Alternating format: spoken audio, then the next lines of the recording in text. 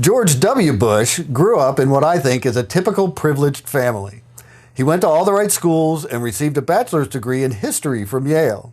He joined the Texas National Guard to stay out of Vietnam. He was released early from the Guard to attend Harvard Business School. After receiving his MBA from Harvard, he went to work for a family friend and later started his own oil and gas company. An uncle working on his father's presidential campaign helped W find investors for his business. He sold the company for stock, a job, and a seat on the board. Selling a company for a job at that company doesn't sound like a win to me. He used the stock he received in the sale of his company to secure a loan to join an investment group that bought the Texas Rangers. Somehow these moves gave him the reputation as a successful businessman. When the investment group sold the team, W made $15 million. He decided to be the governor of Texas for a while, and then on to the White House. Why not? Daddy was president, and his friends will help. His victory over Al Gore was the most contested result since Rutherford B. Hayes. I really can't say if the outcome was correct or not.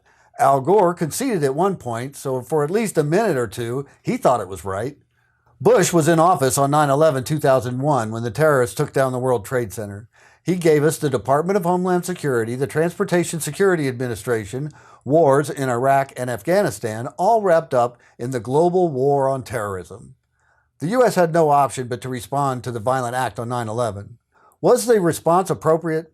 We have not had another terror attack on that scale, so I suppose it worked. Giving DHS the power to spy on us and TSA the power to force us to practically strip down to get on an airplane seems a little over the top to me. The response was just lazy.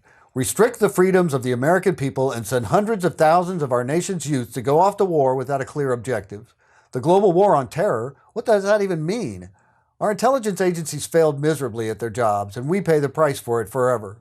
I don't recall hearing anything about clearing the top level of the bureaucrats at the CIA, FBI, NSA, or any other of our premier intelligence agencies that allowed it to happen. That would have been hard. W's presidency was lazy. That was his contribution to our society. Unfortunately, while he was bumbling around the White House trying to decide whether if finger painting would be his next career move, Dick Cheney and the military-industrial complex took advantage of the situation and many of their friends got very rich.